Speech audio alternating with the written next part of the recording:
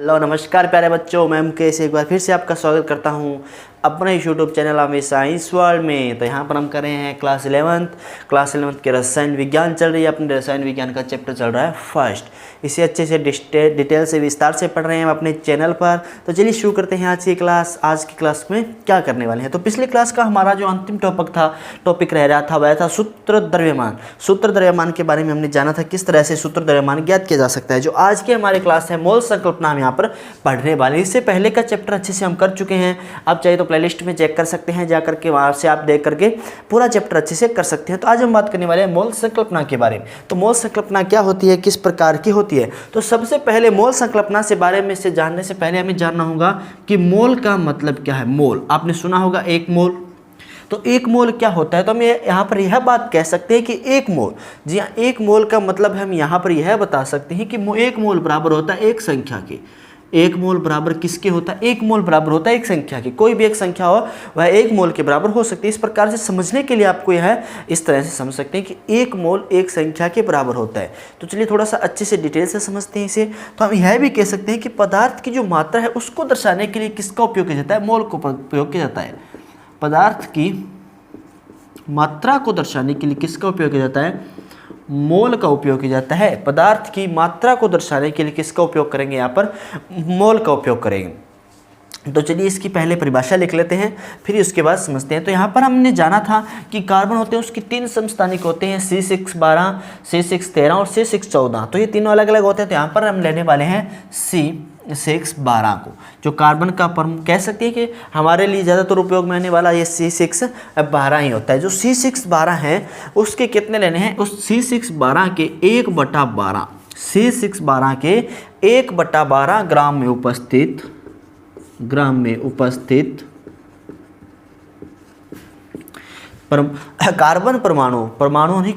परमाणुओं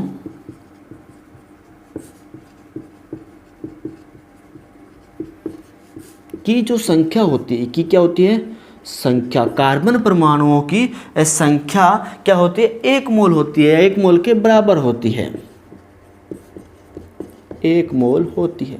तो यहाँ पर हमने परिभाषा क्या पढ़ी, जो C612 है के 1/12 ग्राम में उपस्थित कार्बन परमाणुओं की संख्या क्या होती है, एक मोल होती है। यह एक मोल की छोटी सी एक परिभाषा आप लिख सकते हैं, अच्छे से इसको समझ सकते हैं कि हमें क्या लेना है। C612 लिया, उसके 1/12 ग्राम में उपस्थित, उसका 1/12 ग्राम उपस्थित में कार्बन परमाणुओं की संख्या कितनी है, उसके अंदर कार्बन परमाणुओं की संख्या कितनी है, वह क्या होती है, एक मोल के बराबर होती है। तो यहाँ पर अब हम इसका मान भी लिख लेते हैं कितना होता है, कि होते कितने हैं। तो कार्बन के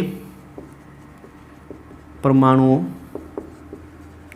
की संख्या, तो यहाँ पे जो कार्बन के अंदर परमाणु है उनकी संख्या लिख रहे हैं, मतलब किसकी संख्या लिख रहे हैं, एक मोल की संख्या यहाँ पर लिख रहे हैं। कार्बन परमाणुओं की संख्या लिख रहे हैं, मतलब यहाँ पे किसकी संख्या लिख रहे हैं, एक मोल की संख्या यहाँ पर कितनी होती है। तो इसका मान होता है 6.022 इंटू 10⁻⁻23।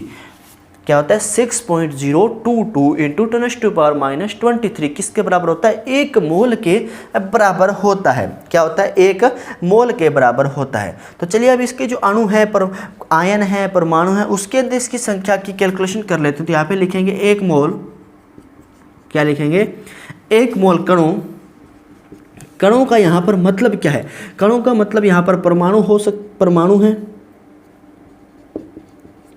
अणु है और क्या है, आयन है।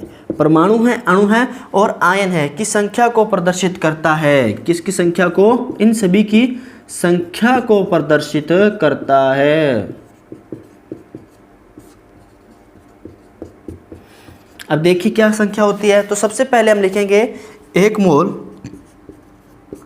परमाणु, क्या लिखेंगे, एक मोल परमाणु कितने होते हैं। तो अभी हमने देखा 6.022 इंटू 10⁻23 परमाणु। अगर हम वही बात करें एक मोल किसकी, अणु की। अब किसकी बात करें हम, अणु की बात करें 6.022 इंटू 10⁻23 अणु। अगर हम किसकी बात करें फिर से, आयन की। अब हम किसकी बात करें, यहाँ पे आयन की बात कर रहे हैं। तो आयन की अगर हम बात करें तो वही लिखेंगे 6.022 इंटू 10⁻23 आयन।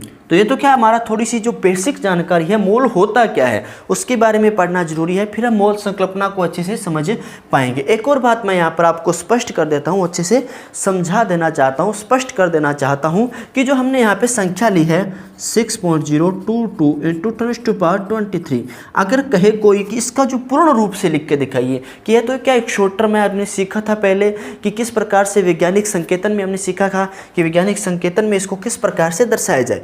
लेकिन अगर हम कहें कि इसको आपको क्या करना है, डिफाइंड करना है, पूरा का पूरा मान लिखना है, तो क्या लिखेंगे 6022, क्या लिखेंगे 6022 136 700 और उसके बाद जीरो लगाएंगे हम 1 2 3 4 5 6 7 8 9 10 11 12 13 14 जीरो लगा देंगे। तो ये क्या इसका पूरे का मान आ गया। अब इस देखिए आप ये सत्या कैसे करेंगे कि यही मान है, तो ये आप इसे गिनेंगे 1 2 3 4 5 6 7 8 9 10 11 12 13 14 15 16 17 19 20 21 22 23। तो अगर यहाँ पर पॉइंट लगा के लिखेंगे तो क्या लिखेंगे 6.022 इंटू 10⁻23। जितनी संख्या पर इधर आने पर प्लस लगाते हैं, हम सीखे हैं कि इस तरफ बढ़ने पर पॉइंट लगाएंगे, दशमलव लगाएंगे तो मान प्लस में होगा, अगर इस तरफ बढ़ते तो क्या आता माइनस में आता। वो हम पढ़ चुके हैं अच्छे से, वह बताने की मुझे पता है, आवश्यकता नहीं है।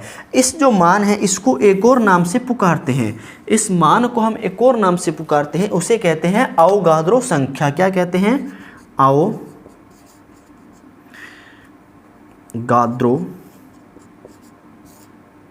संख्या है। अवोगाद्रो भी कहते हैं, गाद्रो भी, कुछ भी कह सकते हैं। अवोगाद्रो संख्या, अवोगाद्रो संख्या। तो ये क्या है? हमारी अवोगाद्रो संख्या है। इसको अच्छे से लिख लीजिए और चाहे तो स्क्रीनशॉट ले लीजिए, फिर हम आगे बढ़ते हैं। तो चलिए अब आगे बढ़ते हैं। अब आप मोल संकल्पना के बारे में थोड़ा सा विस्तार से पढ़ते हैं। तो हम सबसे पहले इसमें एक छोटा सी बात करने वाले हैं कि अगर हमें क्या करना है, किसी पदार्थ में मोलों की संख्या ज्ञात करनी है। कोई भी पदार्थ दे दिया आपको, ठीक है, उसके अंदर ये मार्कर दे दिए, तो इसके अंदर कहें कि मोलों की संख्या ज्ञात करके दिखाओ। तो किस प्रकार से हम ज्ञात करेंगे, उसके लिए कुछ सूत्र का उपयोग करेंगे। तो यहाँ पे लिखेंगे किसी पदार्थ में मोलों की क्या चाहिए? संख्या। किसी पदार्थ में मोलों की संख्या, तो लिखेंगे, सूत्र लिख लीजिए इसका, मोलों की संख्या। क्या लिखेंगे? मोलों की संख्या बराबर, यहाँ पर पदार्थ का द्रव्यमान किस में होना चाहिए? ग्राम में। पदार्थ का द्रव्यमान लिखेंगे, वो भी किस में होना चाहिए? एक ग्राम में होना चाहिए। लिखते हम क्या लिखेंगे? अणु द्रव्यमान। ठीक है। अगर उसी तरह से अब हमें किसी पदार्थ का द्रव्यमान निकाला, अगर हमें कह दे किसी तत्व में मोलों की संख्या निकाल दो, तो कैसे निकालोगे? तो यहाँ पे लिखिए किसी तत्व में मोलों की। अब किसी तत्व में कितने मोल हैं, इसका अनुमान लगाने के लिए हम क्या करेंगे? वही तत्व का द्रव्यमान। यहाँ पे भी द्रव्यमान किस में होना चाहिए? ग्राम में। किस में होना चाहिए? ग्राम में। बट्टा में यहाँ पर क्या लिखेंगे? अब हमें जो तत्व दिया गया है हम कह सकते हैं परमाणु द्रव्यमान ज्ञात करेंगे उसका, वो यहाँ पर लिख देंगे। उसके बाद अगर एक और छोटी सी बात हम पढ़ लेते हैं। अगर हमने यहाँ पे देख लिया कि पदार्थ का मोलों की संख्या ज्ञात करनी है, तत्व के मोलों की संख्या ज्ञात करनी है, उसी प्रकार से हमें पदार्थ के अणुओं की संख्या में मोल ज्ञात करें कि पदार्थ के अणुओं की जो संख्या है उसमें मोल कितने हैं। तो यही लिखेंगे कि किसी पदार्थ के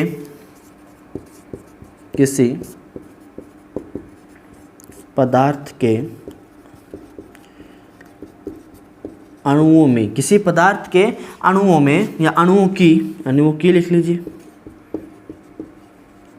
संख्या में मोल। तो इसको हम कैसे ज्ञात करें? तो इसके लिए हमें थोड़ा सा जो सूत्र है वो अलग रहने वाला है। तो इसमें लिखेंगे कुल अणुओं की संख्या। सबसे पहले हम क्या लिखेंगे? यहाँ पर कुल अणुओं की संख्या हमें पता होनी चाहिए। कुल अणुओं की संख्या, इसे यहाँ पे आप अंश के सिंबल से भी दर्शा सकते हैं। कुल अणुओं की संख्या के नीचे हम अवोगाद्रो संख्या लिख देंगे। अभी पढ़ी थी हमने 6.002 इंटू 10⁻23। ठीक है। तो इसको आप इस प्रकार से भी लिख सकते हैं, n = Na। तो ये तो क्या थे, हमारे कुछ कह सकते हैं कि छोटे मोटे हमारे रासायनिक सूत्र थे, इनकी सहायता से हम क्या कर सकते हैं कि ज्ञात कर सकते हैं। अब हम छोटा सा हमारा जो एक दो टॉपिक है वही यहीं पर कर लेते हैं, जगह है तो आगे बढ़ते हैं। अब हम बात करते हैं मोलर आयतन के बारे में कि मोलर आयतन क्या होता है और किस प्रकार से इसका जो व्याख्यान है वह किया जा सकता है। इसको अगर हम लिखना चाहें तो हम इसको जो कह सकते हैं कि छोटे n द्वारा भी दर्शा सकते हैं। तो चलिए अभी इसका जो डेफिनेशन है वह देख लेते हैं पहले। मानक ताप व मानक दाब पर किसी गैस के, पहले लिख लीजिए फिर समझेंगे, मानक ताप व, तो चलिए इसको नोट कर लेते हैं पहले। तो हम पर पढ़ रहे हैं मोलर आयतन क्या होता है। तो मानक ताप व दाब पर किसी गैस के 24.4 लीटर में मोलों की संख्या कितनी होती है, 1 होती है। ये क्या है, हमारा मोलर आयतन है। तो मोलर आयतन ज्ञात करने के लिए हम इस प्रकार से लिख सकते हैं, मोलों की संख्या ज्ञात करनी है हमें, तो क्या करेंगे, मोलों की संख्या बराबर, यहाँ पे आएगा नहीं तो n बराबर लिख सकते हैं। इस प्रकार से आप कर सकते हैं, इसमें कोई दिक्कत नहीं है। गैस का आयतन क्या लेना है आपको, गैस का आयतन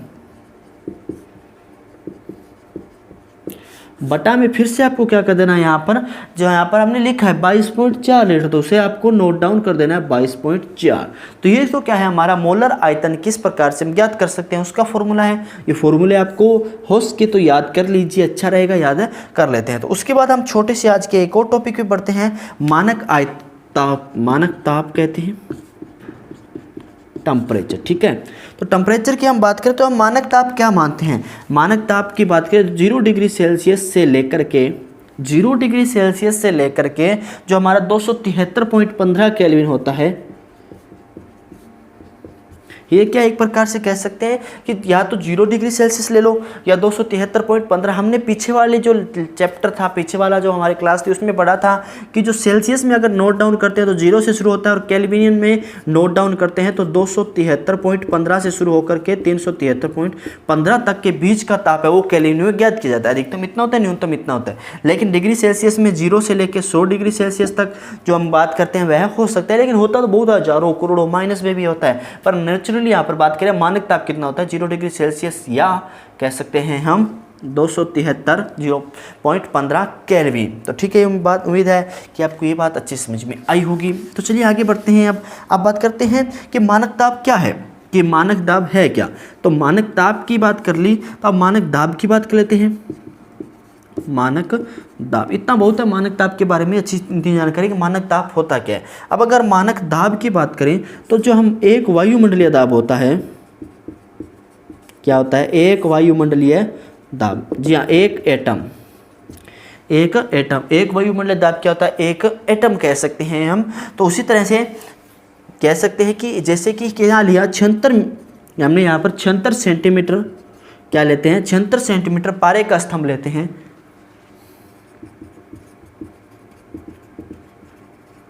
ठीक है। उसी तरह से अगर हम क्या लें तो 760 मीटर या मिलीमीटर कह सकते हैं आप, पारे का स्तंभ, ठीक है। 76 सेंटीमीटर और 760 मिलीमीटर।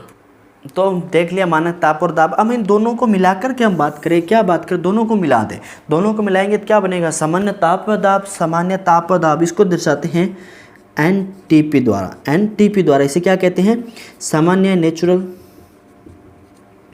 ताप, टेम्परेचर व दाब, प्रेशर, ठीक है। दिखाई दे रहा होगा आपको, ठीक है। तो आगे बढ़ते हैं। देखिए सामान्य ताप व दाब हम बात करें तो ताप सामान्य क्या होता है, सामान्यतः हम कह सकते हैं 20 डिग्री सेल्सियस। और दाब क्या होता है, दाब की अगर हम बात करें तो दाब होता है 100 × 10⁻⁻, या सीधा 3 पास्कल, ठीक है। तो ये किसके बराबर होता है, एक बार के बराबर होता है, एक बार के बराबर यहाँ पर होता है।